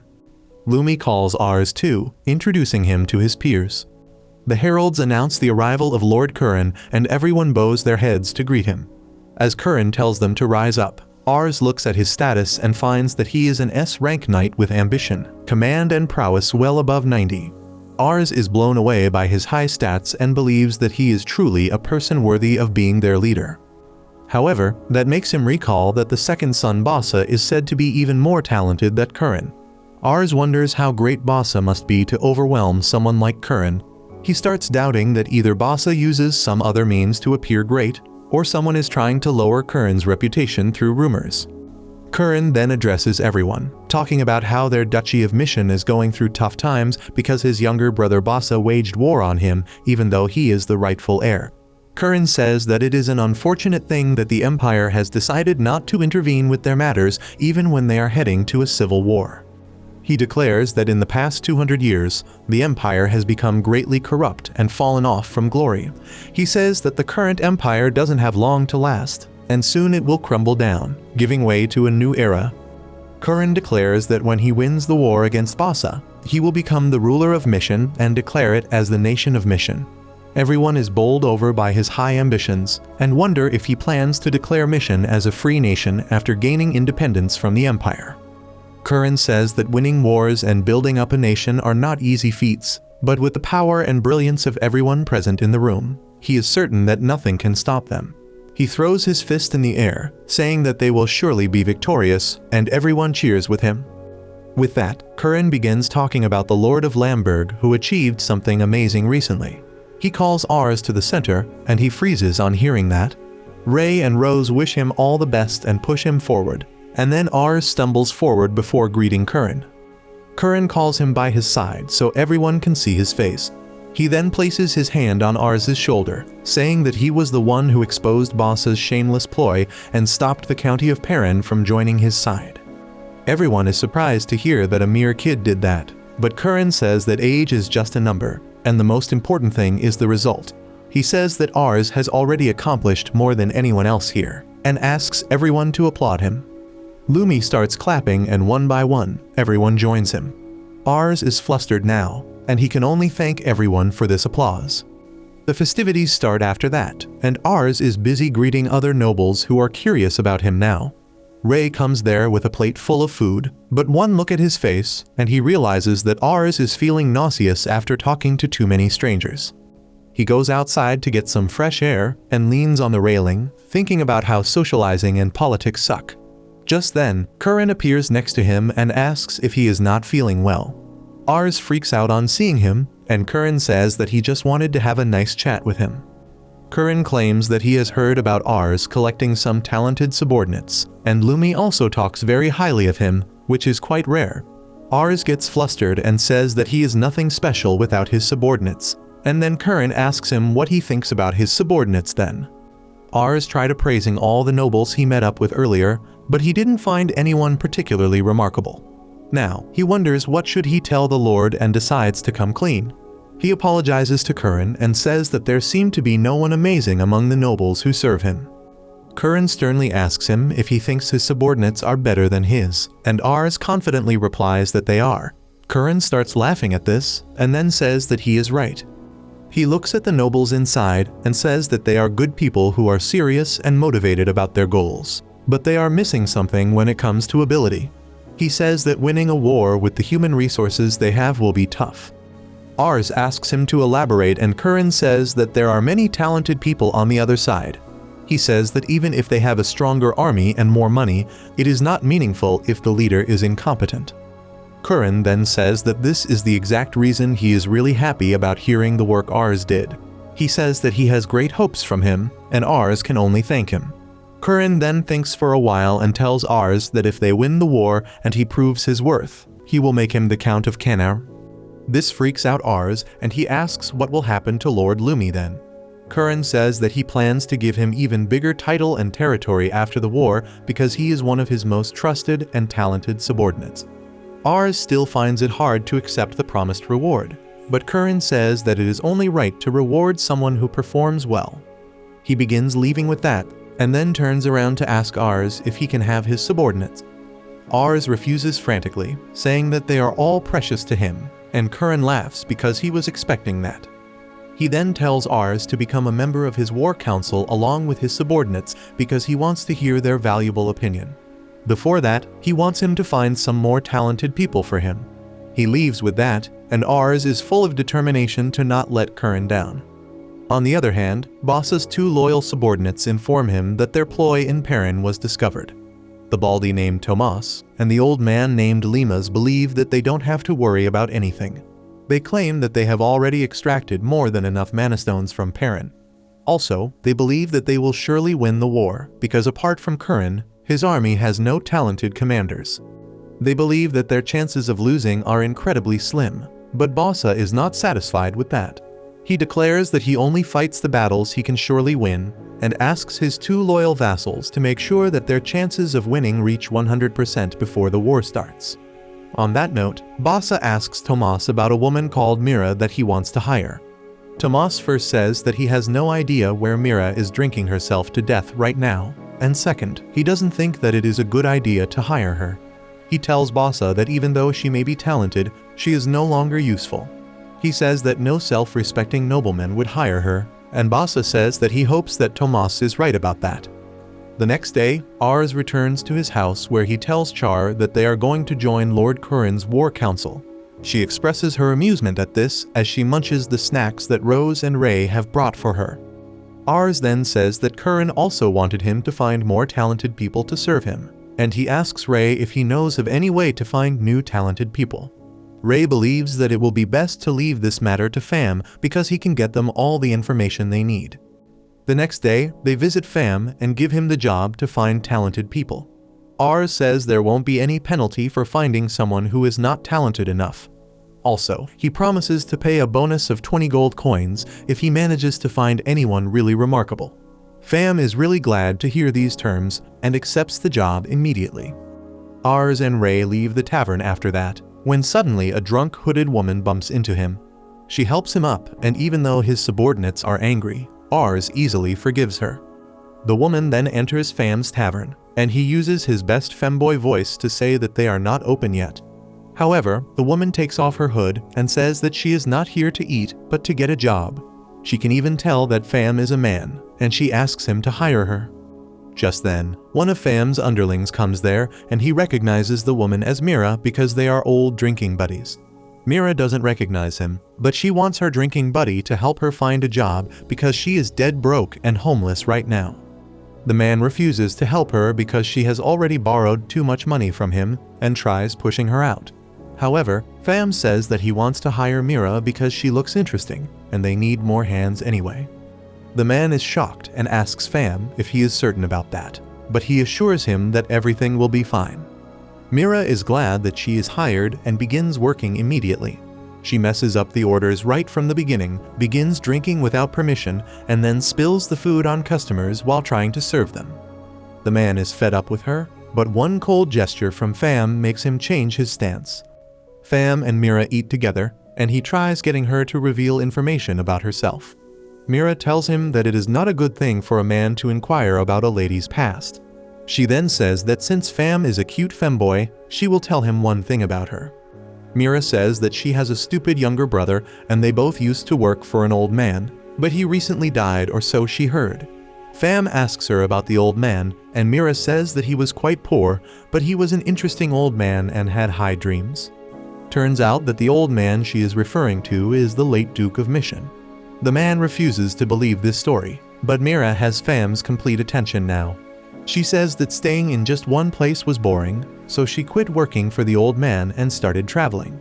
She soon turned broke after spending all her money on alcohol, and that brought her here. Mira says that she doesn't mind being broke and homeless because it is more fun this way. Fam tells her that he knows of a more fun place to work, and asks her if she would like to go there. Later that day, Ars and his friends receive a letter from Fam to tell them that he has already found a talent. Just as they finish reading the letter, a maid tells them that they have a visitor who is interested in working here. They head out to meet the person Fam has sent, and everyone is doubtful because it has not even been one full day yet. They reach the gate and find that Fam has brought the drunk Mira with them. Ars remembers her as the drunk woman who bumped into him yesterday, and she laughs as she apologizes, even though she doesn't remember anything. She then asks Ars if he really is the Lord of Lamberg, and he affirms. His subordinates don't seem to be impressed by Mira, and even Ars wonders if she is really capable. He decides to appraise her stats first, and what he finds blows him away. Her intellect and ambition are both above 100, and she is an S-class strategist. Not only that, she is stronger than most elite knights, and Ars steps back, calling her a monster. Ars sees that Mira's command and prowess values are very high, and her intelligence is greater than even Rose. On top of that, her ambition is at 100, which is way above even Lisha. Ars can only keep staring at Mira with his mouth wide open, and she simply asks him if he will hire her or not. As Ars confirms her full legal name, Ray is shocked, because that is the name of the advisor of the former Duke. Mira confirms that she is the same person, and Char remarks that she is impressive. Ars still can't comprehend why the advisor of the former Duke would be here. When Rose suddenly tugs on his shirt, he seems cautious of Mira, and even Ray believes that Ars should not make her his vassal. He believes that she is a notorious person, because she was deported. Not only that, her younger brother Tomas is the right-hand man of Bassa, so she is too closely connected with their enemies. Ray believes that there is a good chance that Mira is working for the enemies, and Ars begins sweating as he starts thinking that she might be a spy. However, Mira laughs and claims that her little brother is stupid and she won't cooperate with him. Ray tells her to shut up, and then asks Ars to send the woman away. Ars keeps staring at Mira and Fam, and then he finally decides to accept Mira as his subordinate. Both Ray and Rose are shocked by his decision, but he confidently tells them that Mira has great abilities. He wants to trust that her high ambition does not make her an enemy, because her other abilities are so high that he is willing to take a risk. Mira feels a bit embarrassed that Ars trusts her, and he manages to convince his subordinates to accept her into the team. After a couple of days, Ray rushes into Ars' office with a complaint about Mira. She slept till noon instead of doing her duties, and kept drinking while others trained. When they confronted her, she told them that it was not a big deal and resumed drinking. Ray is furious at her, and he clearly tells Ars that he made a mistake when he picked her for the job. Just then, Rose also comes running into the office. He is on the verge of crying and says that he doesn't want to study with Mira any longer. He says that instead of teaching him anything, she made him run and even sent a flying dog to chase after him while she kept drinking in the corner. Rose cries, saying that exercising makes no sense for a thinker like him, and asks Ars to send Mira packing. Suddenly, the entire mansion is rocked by an explosion in the distance. Everyone is thrown into panic, and they rush outside, preparing for an enemy invasion. However, it turns out to be the work of Char, who has blasted a hole in the middle of the mansion pathway with Mira coaxing her. Char seems to be getting along very well with Mira, and that creates another headache for Ars. He tries being optimistic about it by saying that at least it was not an enemy attack, but the other people of the mansion don't agree with him. The soldiers and servants have complaints about Mira's behavior that causes nothing but problems for them. She replies that this is who she is, and changing herself right now will be too hard for her. She turns to Ars to give his statement as he is the boss, and he tells her that she should try her best to work with everyone, or he will have to think about their complaints seriously. Mira is troubled by this because she doesn't want to leave this place, and that confuses Ars. He wonders what reason could Mira have to stay in a place where no one seems to like her. She tells him that after the late Duke, he is the only person to have accepted her so fully. However, she realizes that it is not enough, and she must get others to accept her as well. So she proposes a mock battle, because she is more effective on the battlefield than on the training ground. Ars says that it is too sudden, but Ray and others are raging to take up her challenge. Well, Ars has no choice but to accept the arrangement, And on the day of the mock battle, he finds Lisha in the house as well. He had written about Mira and the mock battle in his letters, and Lisha's curiosity brought her here to see it. Mira says that she has heard a lot about the cute fiancé, and Lisha replies that she has also heard a lot about the idle drunk strategist from her fiancé's letter. Ars tries to clear things with Mira that he wasn't bad-mouthing her, but she doesn't even mind. She hugs him tightly while flirting with him, and Lisha gives him a smile that clearly says that he is screwed. The flustered Ars somehow starts explaining the rules of the mock battle. There are 2 teams with 50 soldiers each, and they will engage in a battle in the forest till the sun sets. They will use blunt wooden swords to fight and defeat the other side, and whoever defeats more soldiers at the end will win. Capturing the enemy leader or defeating all enemy soldiers will mean an instant victory. Ars tells everyone that if they get hit in the chest or head, it will count as a fatal strike, and they should stop moving then. He also prohibits Char from using fire magic. Instead, he gives her magic potions with light and sound magic properties, and tells her to use them wisely. After that, it is time for the division of teams, and everyone wants to be on the opposite team as Mira. They even decide to send the newbies to her team so that she loses and is fired. Ars is worried now, but Mira is not even fazed in the slightest and says that everything will work out. This pisses off everyone else, and their opinion of Mira goes even lower, and Ars realizes that it may have been a foolish decision to agree to this mock battle. Soon, the preparations for the mock battle are complete, and the 2 teams enter the forest, while the spectators cheer them on from neutral ground. Ray leads one team with Char, Rose, and the experienced soldiers. Ray believes that the strength of their family comes from unity, and it is better to remove people like Mira who harm that unity. Char, on the other hand, believes that Mira is quite amazing. Rose has completely different reasons to reject her. He feels that Lisha and Char are already overbearing enough, and adding Mira to the mix would be disastrous. The second team has Ars as their leader, and he fails to motivate his soldiers in Mira's presence. As always, Mira doesn't worry about anything. Instead, she praises the talents of Ray and Char, and asks Ars how did he manage to find people like them. Ars says that it just happened, and they should focus on how to beat them right now. Mira believes that it is impossible to do so with the newbies in their team, and everyone gets irritated by her words, especially because they know she is speaking the truth. Ars tries to stop her from lowering everyone's morale, but Mira assures him that despite the shortcomings of their troops, they will win this battle. Her vibe suddenly changes as she claims that they can use the inexperienced soldiers as a weapon that will take the enemy by surprise. Soon, the battle begins, and Team Ars begins marching towards Team Ray. Rose informs him that they have set up traps in the way, and as soon as the enemy troops come in contact with them, they can locate them. After that, Ray addresses the troops and says that the enemy team won't be able to defeat them using normal tactics, so they may try to use surprise attacks to throw them off.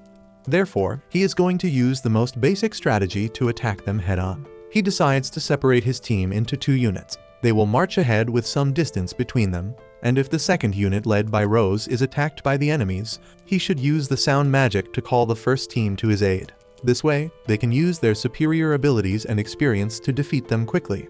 He gives his troops a pep talk, and then begins leading them, and just then, someone steps on the trap they laid out and alerts them.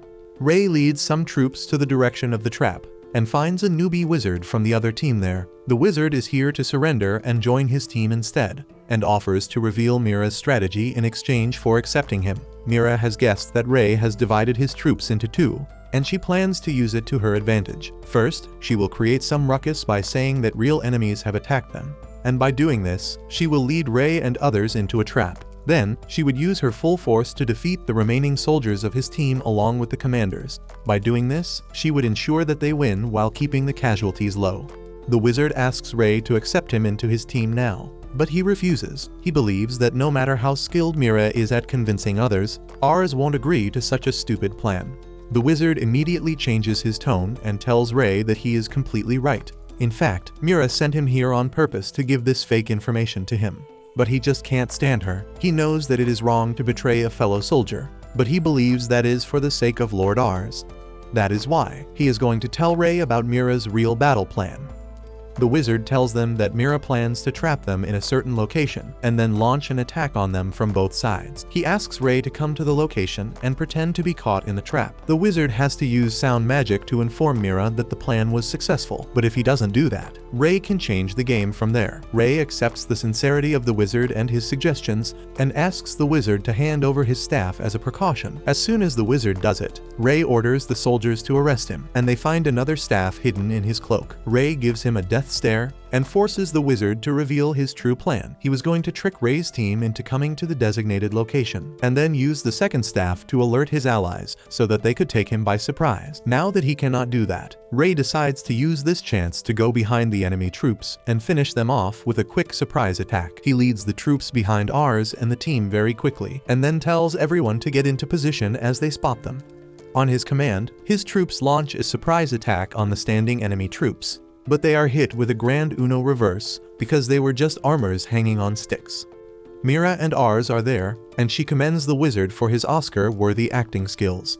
She mocks Ray, saying that he is so logical that predicting what he thinks is super easy. However, he thinks that this is a great chance for him to capture Ars as the commander of the enemy forces and end the battle quickly. Well, Mira just puts Ars on her back and starts running away, and Ray commands everyone to chase after them. Ray and his troops chase after Mira, and Ars panics that they will catch them. However, she just laughs it off and says that it will be fine. Two soldiers get quite close to them, but then suddenly, their feet get tangled in some traps laid out in the grass. Some more soldiers trip as they step on some sand pits, and another bunch gets hurled up by a trap cage hidden underneath the leaves. Ars is astonished that Mira managed to lure people into the traps without even letting anyone know about them, and she is having the time of her life right now. Just then, Ars notices Ray falling in a trap and then immediately jumping out of it with determination to capture him. He dodges the trap nets and tears through the tripping traps with sheer force as he keeps yelling Mira's name. Ars panics because their traps are not working on Ray, but Mira tells him that she is going to execute the next trap now. On hearing this, both of them plug their ears, and then Mira throws the sound magic potions towards the pursuing soldiers. The sound bombs explode all together and disable most of the soldiers who were not quick enough to react to them. Ray and a few others manage to plug their ears, and then he spots Mira trying to run away. He chases after her with a murderous intent in his eyes that terrifies Ars. Mira is impressed by his tenacity, and she wonders what the other side is doing right now. Lisha and others are watching this from the hilltop, and she is furious that Mira is carrying her fiancé on her back, so she violently cheers for Ray to catch her. Just then, the two siblings of Ars wonder where are the rest of the troops under Ars. Turns out that no one has been paying them any attention. On the other hand, Char suggests that they should hurry up and catch up with Ray's team, but Rose thinks the opposite. He believes that Ray's team must have picked up pace because of some special conditions, so the best thing for them to do is keep a safe distance between them. Just then, a bunch of soldiers from Team Ars appear next to them, and they use their sound bombs to signal to their comrades that they found Rose. Rose counts that they are only about half of the enemy troops, and he believes that the rest of them must be engaging with Ray's team. He thinks that they won't get reinforcements anytime soon, so he commands his troops to attack them. The rookie soldiers appear nervous at first, but then they suddenly get a burst of confidence as they recall Mira's words. She told them that the other side has veteran soldiers and they can't win against them one-on-one. She asked them if they don't want to get the better of their seniors and strengthen their position in the army. That motivated them, and then she finally told them the way to win. In the present, the rookie soldiers declare that they can't win one-on-one, so they will fight two-on-one. The rest of their teammates that were hiding earlier pop up from behind the bushes. They have surrounded Rose and his team from all sides, and two rookie soldiers attack each soldier on his side. They manage to push the senior soldiers back, and seeing no chance to win, Char just grabs Rose and runs away from there. A few soldiers chase after them, but Char keeps on running, telling Rose that they should trust that Ray will be able to defeat Mira, and they can join him to support him. She suddenly uses the sound bomb with her to stop the pursuing soldiers, but she put too much magic in that, and even Mira and Ars have been notified of her location. Mira is certain that the location of the sound signal is right where Rose is, and now they can capture him. However, Ars points out that Ray has already caught up to them. On the other hand, Rose is impressed by Char's judgment, but she forgot to plug her ears and has been put out of action by the sound blast. Now Rose is left by himself, and as some rookie soldiers chase after him, Mira had told them that it would happen. and even if they could not capture Rose, they had to make sure to change his direction. Lisha is the only one who understands Mira's plan, and she realizes that Mira was targeting Rose from the beginning. She is confident that the result of the mock battle has been decided, and now she wants to see it up close. On the other hand, Ray has also realized Mira's plan, and he is determined to catch her before she reaches Rose. To outrun him, Mira catches some pace, but Ray throws off his heavy coat and quickly matches her speed. As he runs ahead, Ray recalls the day Ars found him and gave him a new life without caring about his race or background. He swore to serve him with his life that day, and he refuses to be defeated by someone as carefree as Mira. Ars is already dizzy by now, and then Mira suddenly gets even faster. Ray matches her pace yet again, but just then, Mira spots Rose running towards them. He panics as he sees Mira running towards him. But Ray yells at him to not stop because he promises to capture the vile woman before she can reach him. Mira suddenly gives Ars a cue, and he throws some sound bombs at Ray. However, they don't manage to slow him down even a bit, and he reaches within striking distance. Just as he lifts his sword, Mira throws another sound bomb she had been hiding secretly. When the dust and sound of the explosion settle, Ray has his sword a bit away from Ars, but Mira's sword has already made contact with Rose. She declares that they won the game, and Ray accepts defeat with a heavy heart.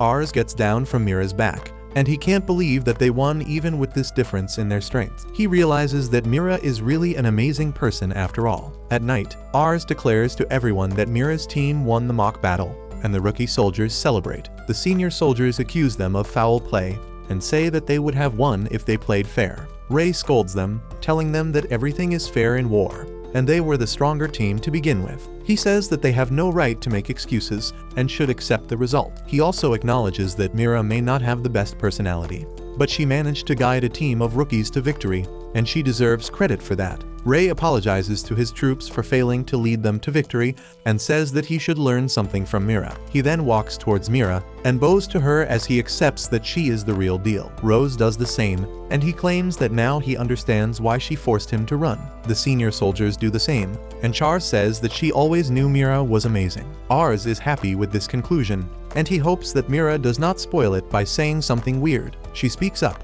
only to tell the other side that they were amazing. She had never thought that Ray could corner her like that, and they won this mock battle only because Char was not allowed to use her powers. She moves on to Rose next, and he hides behind Ray as he apologizes for only running away. However, Mira praises him too, especially for the idea of dividing their team into two parts. Finally, she claims that Ars is also impressive because he has such amazing vassals working for him even though he is a lord of a tiny territory. She asks him what is he planning, and he falls short for words. He ultimately says that at first he wanted to create a territory that could defend itself in any war, but now he wants to create a territory where everyone can relax and live happily. Mira asks him if he doesn't want war, and when Ars affirms, she tells him that he deserves to be the king of the entire continent. Her words shock everyone, and Ars is the one most rattled by it. However, they also remind him of the time his dad told him that he has great talent, and one day he might become a great noble or the emperor of the continent too. Ars is still trying to process things, and then Lisha comes there to congratulate him. Later, a party is thrown for a great mock battle. Everyone has fun, and Mira defeats many soldiers in drinking competitions.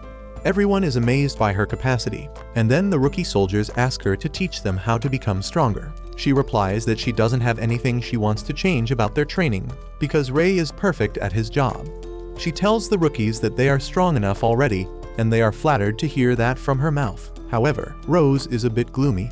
He says that he understands why Mira asked him to run, and regrets not having more stamina and speed, because then their team might have won. He used to believe that a tactician only has to use his brain, but today he realized that it might not be enough on the battlefield. Mira tells him that he is right, because a lot of people rely on the tactician to lead them. That is why he cannot die so easily. Rose is determined to run harder now, when suddenly, Char comes there and squishes him.